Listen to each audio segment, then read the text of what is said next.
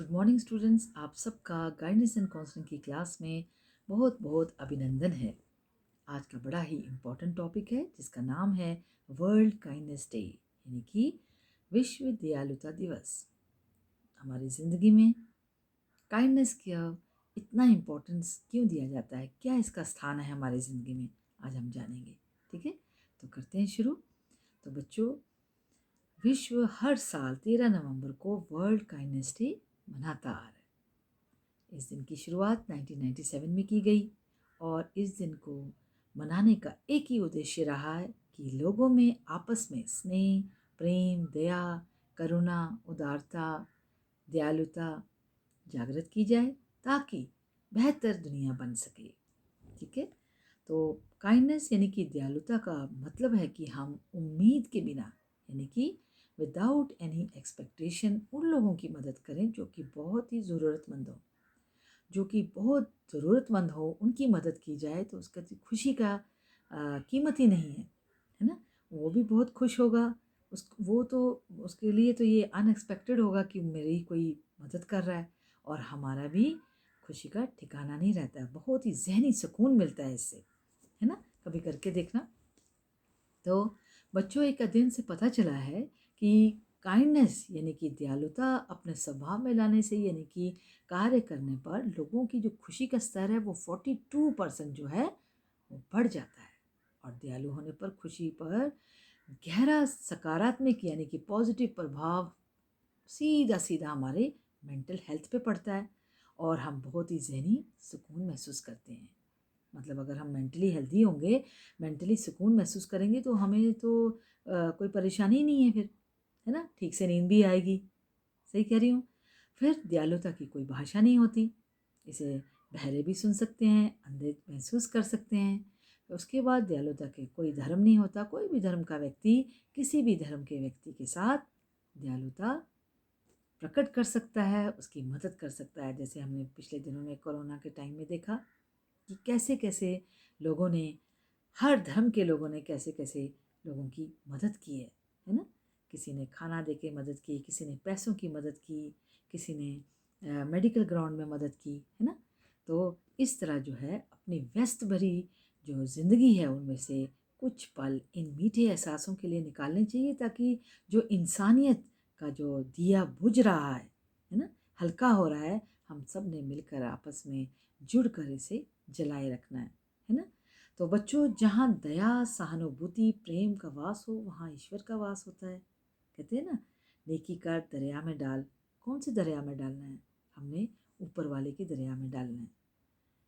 क्यों डालना है? क्योंकि हमने नेकी की है तो हमें वो जो नेकी का जो बदला है वो उस भगवान ने कहीं ना कहीं सोचा होगा कि इसको हमने किस तरह वापस रिटर्न करना है ना। तो ये मत सोचिए कि हमने अपना जो वक्त जो है ख़राब कर दिया किसी के लिए। नहीं, ये कभी सोचना ही नहीं है।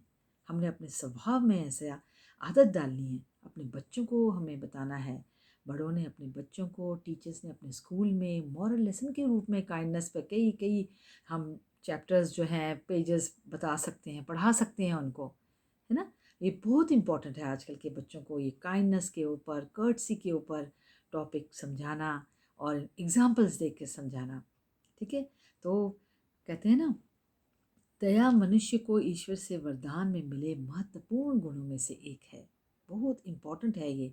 एक अपने भावना जो है, एक दया की भावना लाना, करुणा की भावना लाना अपनी लाइफ में, अपनी हैबिट में लाना। ठीक है, तो अभी हम देखेंगे कि हमें जो ये जो काइंडनेस है ये किसके किसके प्रति होनी चाहिए। सबसे पहले तो ज़रूरतमंद के जो लोग हैं, ज़रूरतमंद, उनके लिए प्रति होनी चाहिए। उसके बाद पशु पक्षियों के लिए होनी चाहिए। उनके लिए दाना डालिए, उनको पानी रखिए गर्मियों में। उनको, बेज़ुबान पक्षी हैं बेचारे, लेकिन वो कुछ बोल नहीं सकते, लेकिन जो आपकी प्रेम की, स्नेह की जो बोली है वो पक्का समझ जाते हैं। खासकर हमारे पेट्स हैं, जैसे डॉग्स हो गए, कैट्स हो गई, हमारे जो घर में हम पालते हैं, गाय पालते हैं, भैंसें पालते हैं, है ना।